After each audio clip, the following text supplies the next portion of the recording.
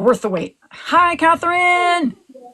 Hey. Okay, good. Thank you so much for Hello. being here. This is very exciting. Yeah, thanks for having me. Sorry for tech difficulties, but glad I'm on. It's fine. It all worked out. And I'm sure now that we've kind of got it together, more people will hop on. Um, I want to tell people a little bit about who Catherine is first. You can tell people what the Progressive Caucus Center is, but I want to say first that anybody who's been coming to these lives for a while knows that I am obsessed with your newsletter. I am obsessed with Unrig the Rules, which is the name of the newsletter, and I'm going to put the link to it in my link tree. I think it's already there, but I'll double check, and if it's not, I'm going to add it. It is the best newsletter if you want to understand what is happening in Congress, what's happening with bills, what hearings are happening, what is, say, reconciliation, what is, all of these different things. Catherine writes about it. She explains it in really clear ways, and since we have a big budget showdown coming up on Tuesday, which I just made a video about, we're going to talk to Catherine about, what is going to happen with this budget in the House? What are the main features of it? What are the chances of it passing? But first, tell us a little bit about what the Progressive Caucus Center is. Yeah, thank you so much. Thanks for the kind words. Hey, everybody. I'm Catherine Rowland, Legislative Affairs Director at the Congressional Progressive Caucus Center here in Washington, D.C. We are a nonprofit organization that is focused on demystifying Congress for folks in the progressive movement. I know that lots of what goes on in Congress seems really wonky. It's often explained in really jargon heavy terms. And as a result, it can be really, really hard for people to understand that information and then take action based on that information. And so what we try to do is make it a little easier. We break down some of the more opaque processes that Congress uses to advance bills and try to explain what some of the proposals that are on the table in Congress will mean for actual communities and progressive priorities. I am a longtime Capitol Hill staffer. That's what I did before I came to this job. And so I am just happy I can make use of this information and hopefully help some people advocate for what they want.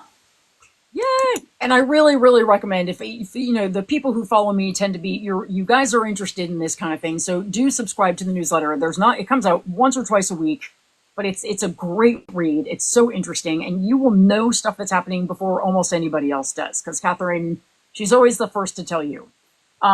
So let's talk a little bit about just what is happening right now with these budget fights. We know that we've got a budget in the Senate that was passed last night by Republicans, obviously no Democratic votes, and then a budget bill now we know is going to be coming up for a vote in the House on Tuesday. Is that still what's happening?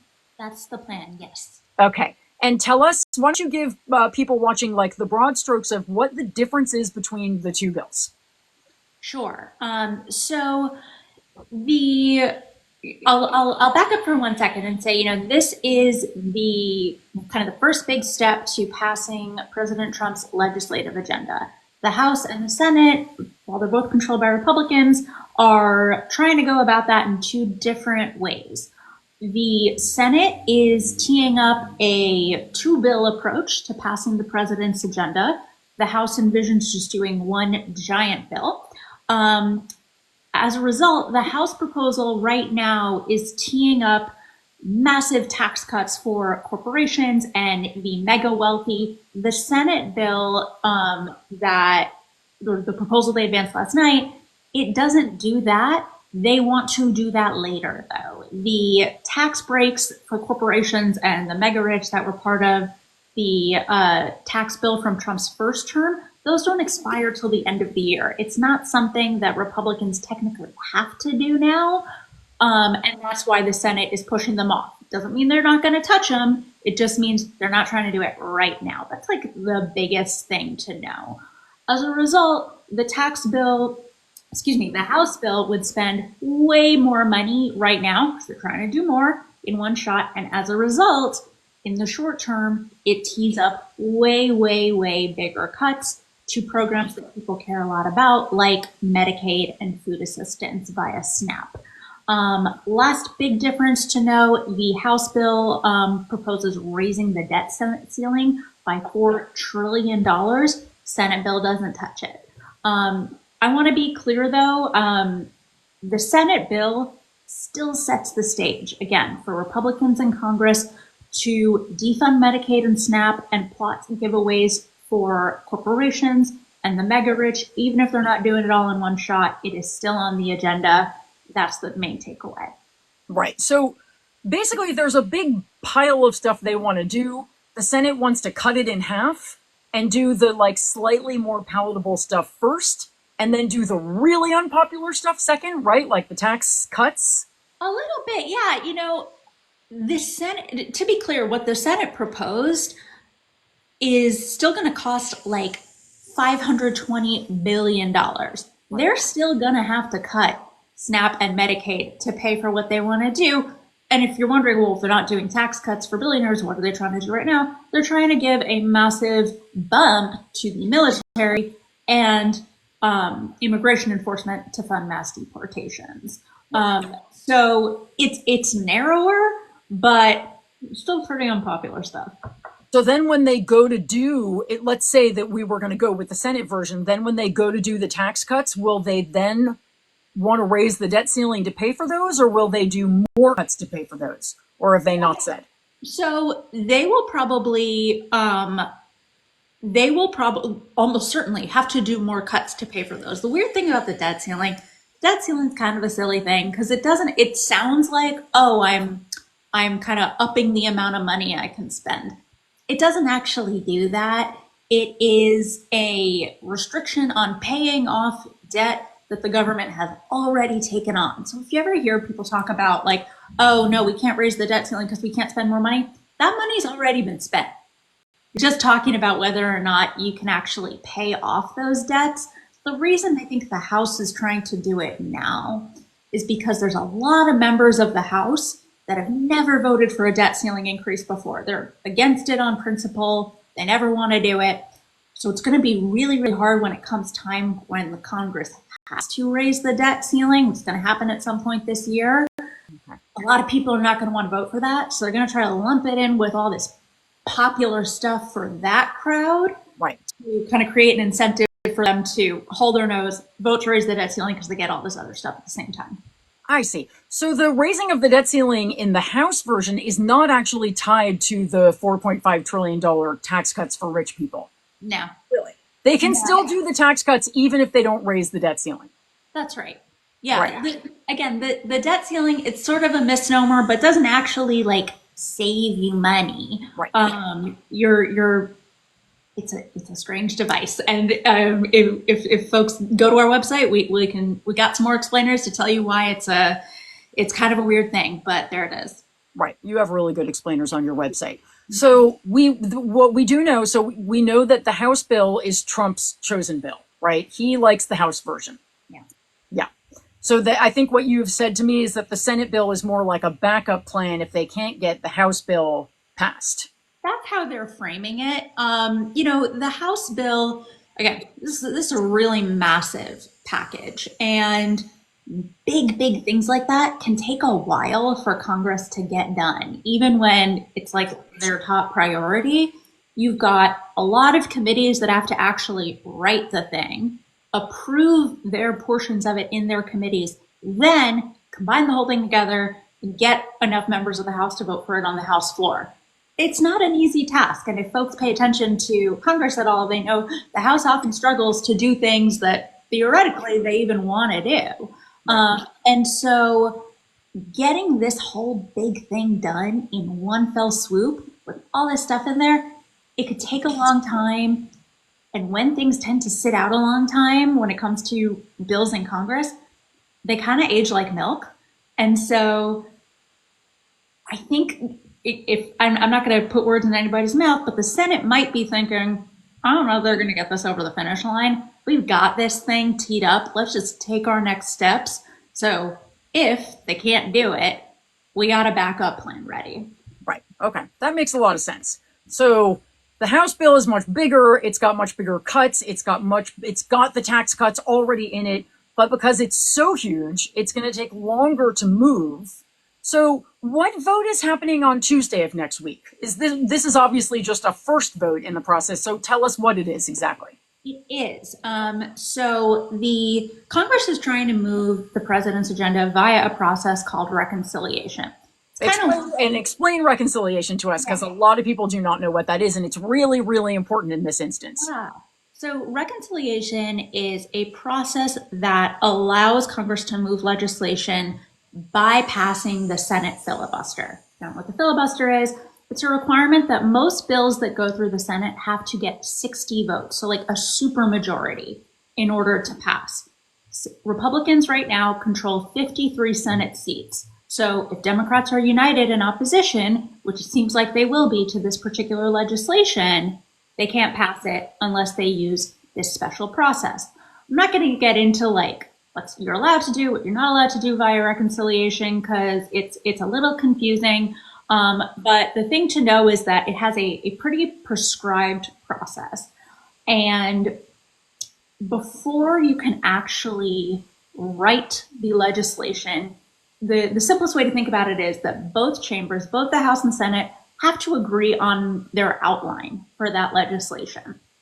The Senate last night approved its outline. It said, okay, here's what we're going to put in this thing. The House is getting ready to vote on Tuesday on their outline for this legislation. And so what it does, like what those outlines do, are tell the relevant committees, like, hey, you need to figure out how to save $880 billion. You need to figure out how to spend $4 trillion, and so on and so forth. Right. That is the set of instructions or outline, if you will, that they're going to vote on next week in the House. And that figure, $880 billion, you didn't just pull that out of your hat. That is how much money. Is that, which department is that again? Is that Energy and Commerce? No, it's not. Where's Medicaid? No, you're right. Oh, it is. Yeah. And that's what the money they want to cut from Medicaid. Am I correct? You're right. So if you actually look at the resolutions that the House or the Senate are going to be voting on, what you'll see is instructions to committees. Like Jess just said, it'll tell the Energy and Commerce Committee, hey, you need to figure out how to save at least $880 billion. The thing to pay attention to there is what these committees are actually responsible for. And the reason that's important is because the Energy and Commerce Committee covers Medicaid. Cutting $880 billion from Medicaid is going to have massive, massive, massive consequences for people who get their health insurance through Medicaid, which is more than 70 million Americans. I believe, I'm looking at some of my notes, but I believe the estimates are that could kick almost 36 million people off of their health insurance. And you might think, oh, okay, well, maybe people figure out another way to get health insurance. Maybe data shows that when people lose their Medicaid coverage, in the coming year, most of them will have at least some period where they have no insurance coverage at all. So let's say like their states do, depending on where you live, state kind of scrambles and says, okay, how can we figure out how to cover these people? The reality is most people, if past is precedent, are going to have a gap in coverage. And when they have that gap in coverage, God forbid, they get a cancer diagnosis, they're in an accident, they're not going to have health insurance anymore. This is so many people. Right. And let's say you're thinking, oh, well, I'm not on that program. Maybe you think you don't know somebody on that program. A lot of us do, even if we don't realize it. Sometimes in states, they call Medicaid different things. They call it, I think, like, I can't think of the examples, but sometimes it is different names. The thing to know, too, is even if you say, okay, well, that doesn't necessarily apply to me. When programs like this get cut, they end up having effects on everybody.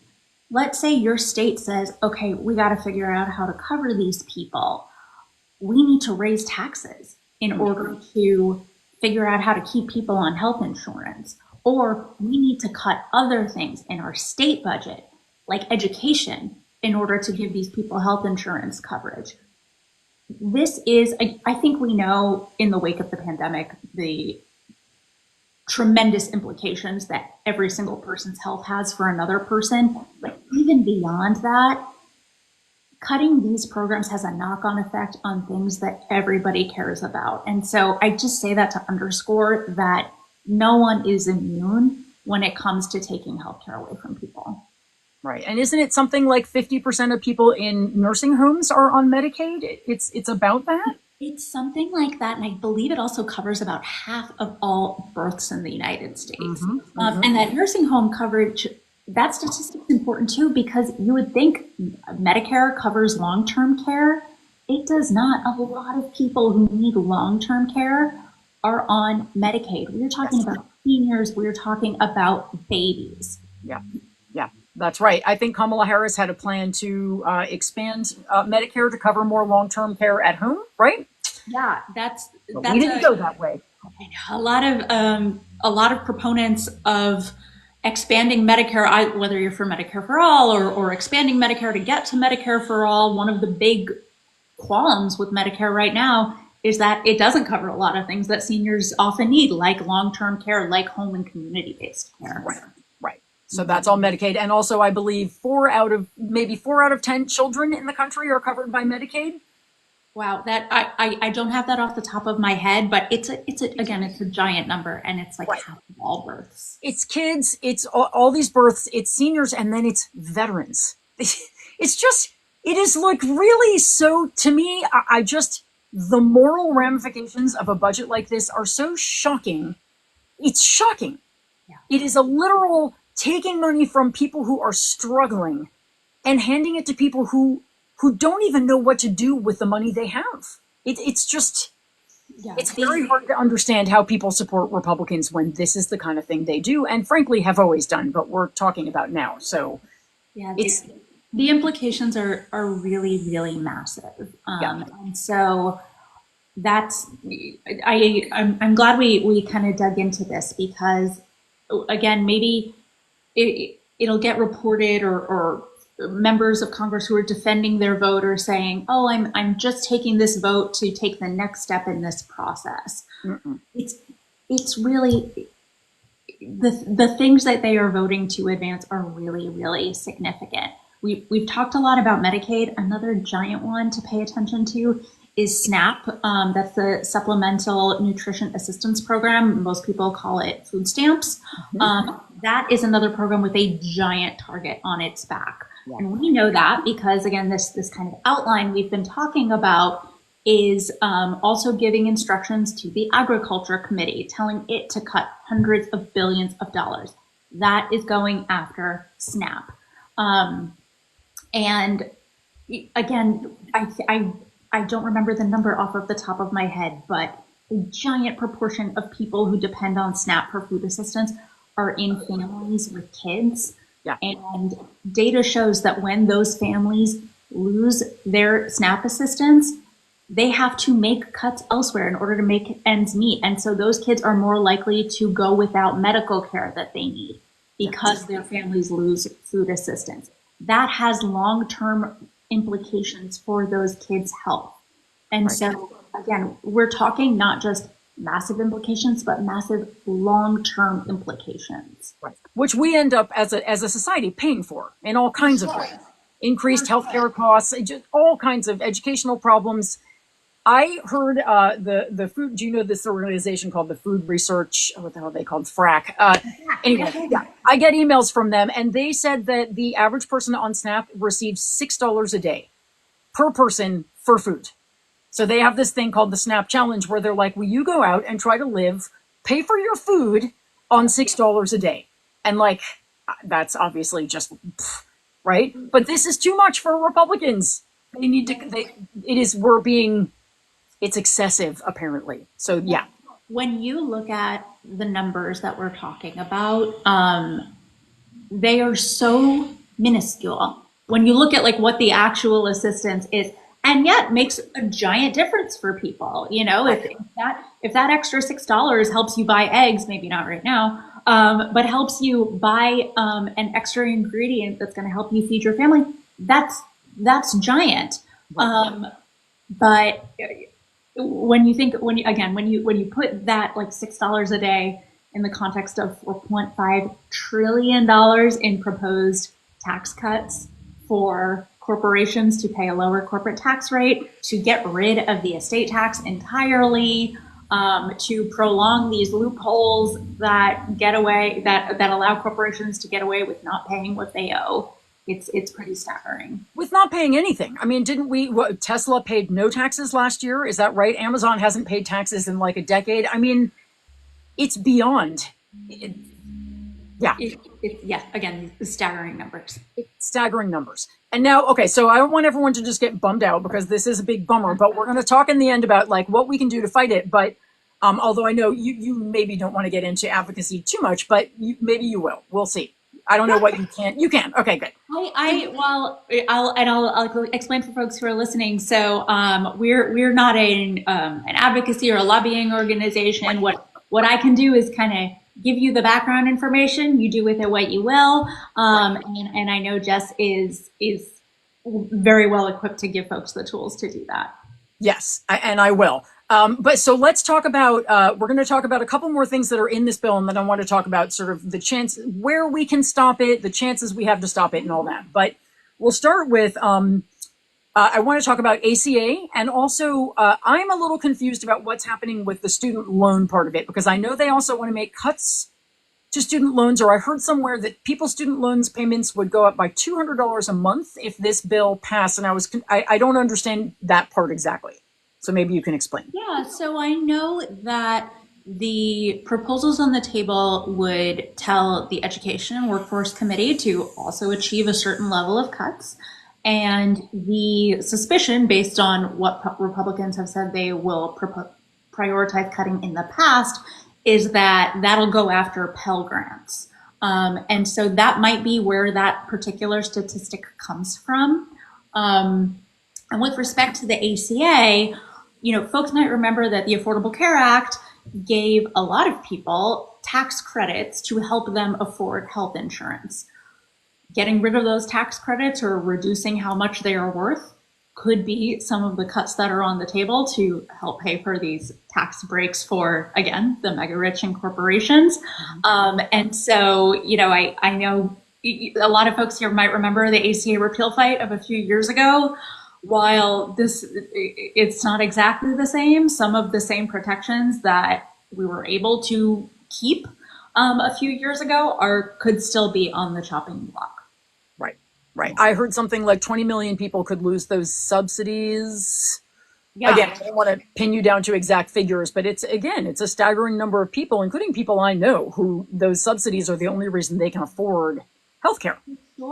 For sure. Again, I would encourage folks to take a closer look if they think, oh, well, again, maybe this program doesn't apply to me. I'm not on Medicaid. I don't use SNAP. The cuts we were talking about are so massive and can touch so many things, like the premium tax credits that Jess just mentioned, that so many people depend on, that this is really going to impact all of our friends and neighbors. Right. Yeah. And when people around us start to struggle more, I mean, that just impacts all of us. Like, obviously, rising tide lifts all boats and a sinking tide sinks all boats. I mean, it's the way society works. As much as we can try to deny it, but it just is the way it is.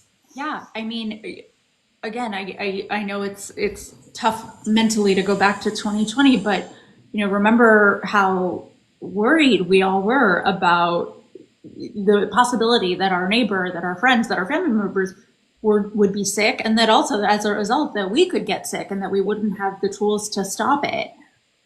Allowing people to get sick has an effect on everybody, even if we're not necessarily talking about COVID. And even if it doesn't necessarily mean literally transmitting germs from one another, although that could be part of it, people don't have health insurance and they have to go to the emergency room more. That costs even more money than if people were able to get preventative care because they had health insurance. Yeah. It's funny, you're talking about all of these cuts that have been proposed by Republicans in the past. I remember when they last were talking about cutting off or defunding Planned Parenthood, that actually ends up costing money because people who would have gone to Planned Parenthood for, say, a pap smear, an STD test, what have you, they don't get the care that they need. Yeah. Unfortunately, illnesses that maybe could have been minor get worse. Yep. And then those things cost more money to treat. And so, even it's very understandable to say, oh, I'm for efficiency, I'm for the government saving money. This does the opposite of that. Taking people's health care away is not a fiscally responsible move. It's the exact opposite. Right. And then the corollary to that is Republicans' argument that giving tax cuts at the top will trickle down to all of us. And it's just never happened. Like, this idea that will stimulate the economy has just been proven false over and over again. And I think we know from Trump's 2017 tax cuts did not happen, right? Right. That money went to stock buybacks. That money went to shareholders. We did not see a massive expansion of jobs in the United States as a result of those tax cuts. I think there's, like you said, there's plenty of data to show trickle down economics doesn't work. And yet that seems to be what we're stuck on. We're still circling back over and over again. So what I want viewers to understand is what is happening here, because it's a really actually a very clear-cut case of just, we are going to take money from working Americans and more impoverished Americans so that rich people can hold on to more of their money is basically what's happening. So first of all, if people have questions that Catherine can answer, she's such a encyclopedia of knowledge. So anything, how did Clinton balance the budget? I don't know. Is that a question you want to take? How did Bill Clinton balance the budget? Yeah, I don't know the answer to that either, but he did. I wasn't working in. You weren't even alive, I'm sure, right? I was a bit younger. Were you even born? I was born, but I wasn't. Thankfully, I wasn't following politics quite yet. Yeah. That's a great question. I'll have to do some research on that. I was around for that, but Democrats have been very, very fiscally responsible. The whole tax and spend Democrats thing is this amazing lie that Republicans have made up, because, right, it's always Republicans who blow up the deficit. Donald Trump blew up the deficit last time, more than almost any president in history. And he's going to do the same thing. Reagan blew up the deficit. Bush blew up the deficit. Yeah. I'm seeing a question that I do want to take, which is, have we touched on veterans benefits? Oh, yes, please do. Let's talk about that. And I wanted to flag that because, that's a super relevant concern. I do not believe that the reconciliation instructions for either chamber give directions to the Veterans Affairs committees. And so will we necessarily see cuts via reconciliation to veterans benefits? Not necessarily, but also not no. I don't feel confident enough to say okay, they're definitely off the table. And the reason I'm saying that is because last night when the Senate voted on its reconciliation outline, Democrats offered a whole host of amendments to say, okay, let's agree on protecting certain programs. Among them was veterans' health care benefits for veterans who have been exposed to toxic materials. That's an amendment that Congressman Blumenthal from Connecticut proposed. That amendment got voted down. Is that the Burn Pit Act that Biden signed into law? It's the PACT Act. The PACT Act, yeah. Okay, so that's from Biden's. That was a Biden bill. Okay, great bill. Great bill. So Blumenthal had this amendment to say, okay, let's agree that's not going to be on the table, and Republicans wouldn't agree to that. And so that's why, even though I don't see a direction for Veterans Affairs committees to make cuts, I don't feel confident saying that's totally off the table. Right. The other thing we haven't really talked about this, but since we're on this question, I think it's important to talk about. While all of this is happening, we are seeing Elon Musk and so-called Doge lay waste to a lot of federal agencies and programs that people depend on, including agencies that serve veterans, including programs that protect people who have been exposed to toxic substances. And I bring that up because I'm a native New Yorker. And earlier this week, Doge got rid of a bunch of staff that run the 9/11 Health Fund to make sure that people who were exposed to asbestos and a lot of other horrific substances in lower Manhattan after 9/11 and elsewhere, not just Manhattan, can get the health care they need and they don't have to pay for it. Right. Today, 9/11 was almost 25 years ago, people are still getting cancer and dying because they were told it was safe to go back to work or to work at ground zero, and they're now getting cancer as a result because they were exposed to such horrific substances. Right. And that is one of the things that they chose to cut. Right. And so I bring this up again just to make clear we're talking about a lot of things that are prospective, like what Congress could do. This is all happening at the same time, and it's happening to programs that are really, really important and protect some of the people that theoretically we laud as heroes, right. Veterans, people who responded first on 9/11, and yet those are the people who are now paying the price. Right. And they're paying the price so that Elon Musk and Donald Trump can lay waste to agencies that are investigating corporations like Tesla, like Elon Musk's other companies. I'll give an example. They've rendered the National Labor Relations Board more or less defunct, right, and therefore not able to uphold people's workers' rights under the law. That's an agency that had 24 investigations open into Elon Musk's companies. And that agency also saved more money than it cost to run, if I'm not mistaken, right? That was an agency that actually recovered money.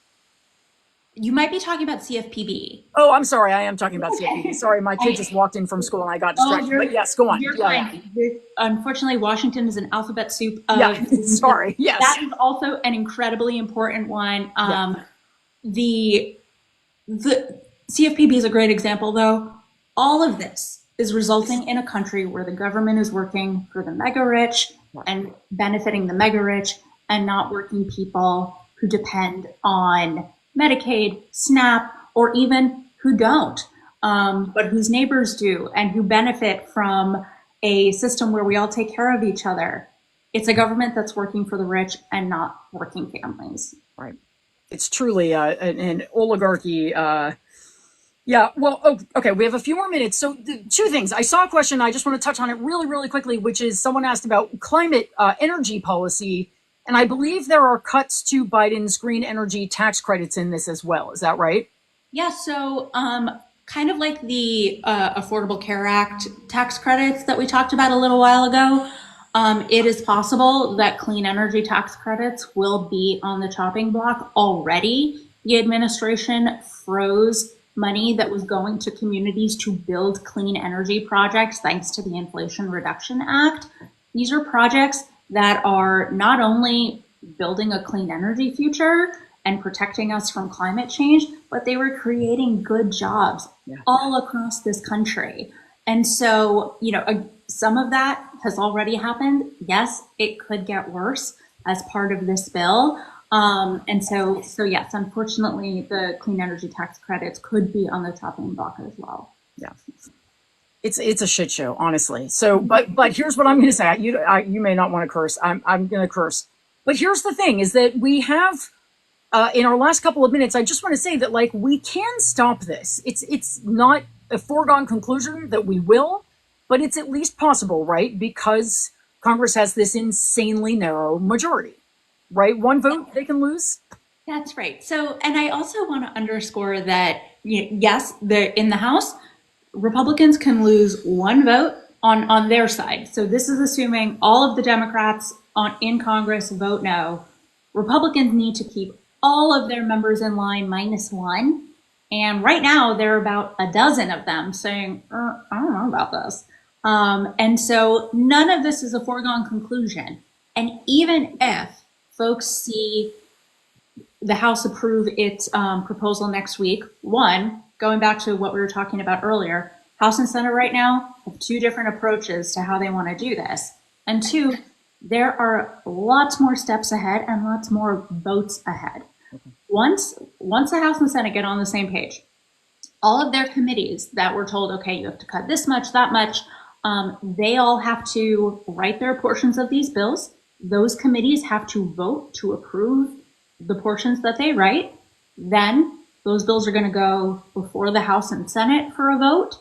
And so there are a lot more steps that members need to take. And like I said earlier, the longer this goes on, the more you are going to see analysis from folks like us and other very, very smart people who are breaking down what these bills mean for Medicaid, SNAP, other programs people depend on. And that those are moments where folks might weigh in with their members of Congress and say how they feel about these bills. Right. Exactly. This is what we'll close with, and you don't have to contribute to this, Catherine, if you don't want to, but just that, like, our making a lot of noise about this is really important, because I think that, Catherine, you would agree with me that congressional Republicans, there are a lot of House districts with Republican representatives that are going to be gravely hurt by these policies, where they've got tens of thousands, if not hundreds of thousands or millions of people on Medicaid and on SNAP. And if we make enough noise, they will be, I would think it will really give them pause in these kinds of cuts to programs that they know are popular with their constituents, right? I mean, I know they're up against Trump pressure, but they've got constituent pressure too. 100%. People are on Medicaid and SNAP in every district in the country. And on top of that, a number of Republicans even wrote to Speaker Johnson and said, I would rather you didn't get rid of the clean energy tax credits that were part of the Inflation Reduction Act, even though Republicans wholesale voted against the Inflation Reduction Act. They know they're building projects in their districts. They don't want to see those jobs go away. And so, even some of the things that you wouldn't necessarily think are going to give them pause might give them pause. Right. I just want to talk about, like you said, there's a lot of time for people to make noise about this. I would like to talk about a historical example, which I talked about a little earlier, which is ACA repeal from a few years ago. ACA repeal, they passed this budget resolution, kind of the step we're on now. Republicans got that done when Trump first took office, before he was even in. They did it at the beginning of January, okay? So we're a ways past that. They did it at the beginning of January. It took them until May to actually get something through the House. At first, they tried to do it in March, failed, did it in May, and then weren't able to get something till the Senate until the end of July. And folks might remember John McCain thumbs down vote. That's what that was. During all of that time, people were reaching out to their members. There were town halls, there were recesses when members are home. And so we could see a similar scenario play out again. Or folks might remember not such a good example from 2017, which is the Tax Cuts and Jobs Act. Republicans moved really, really fast. That time, they passed a budget resolution in October. They voted on the bills over the next couple months, and it was to Trump before Christmas. Right. Right now, I don't know that they are going to be able to move that quickly because, again, they are trying to do quite so much. The more apt analogy might be ACA repeal. Right. Because this is such a gigantic bill, it's very unlikely it will be able to move at that speed. But our job is to just get loud right now and stay relentlessly loud. It really is important. And yes, I remember the ACA fight, and we were all calling, and people were doing sit-ins on Capitol Hill, and there was civil disobedience, and that stuff worked. Sorry, I'm getting a note from my child. Yes, we will go to Boba in a second. Sorry. So, important. It's very important. Boba's very important. So, I just love having you on. I hope you'll come back again, because to me, this is really, I hope that you all love this as much as I do. I think this is so interesting. It's so important. And I think the average American is just so kind of like, I don't understand what's happening in Congress, so it's hard for me to fight back against it. But you make things very, very clear. So tell people, if they want to subscribe to your newsletter, where do they go to do that? Yeah, thank you so much. I would love to come back. It's been so fun talking to you. If folks want to sign up for our newsletter, please go to progressivecaucuscenter.org. You can see, I believe my name is showing up on the screen. And you should see a button to sign up for our Unrig the Rules updates. I know Jess said she is going to put a link in her link tree. Thank you so much for doing that. And I will answer all kinds of questions like the ones we've talked about today, and will do my best to forecast what could happen next. And so, yeah, please sign up, and I'm happy to keep folks abreast of what's going on here as best I can. That's great. Thank you so much. We'll definitely have you back in a few weeks, because I think, I mean, this is going to be ongoing, and you're just the best. I loved having you. Thank you for your amazing questions. And yeah, let's just stay informed and stay on top of what's happening, and fight, fight, fight. Yeah, progressivecaucuscenter.org. Shannon, thanks for moderating. Thank you so much, Catherine. This was great. And I'm going to take my kid to Boba now. So thank you all so much for being here. See ya. Thank you. Bye.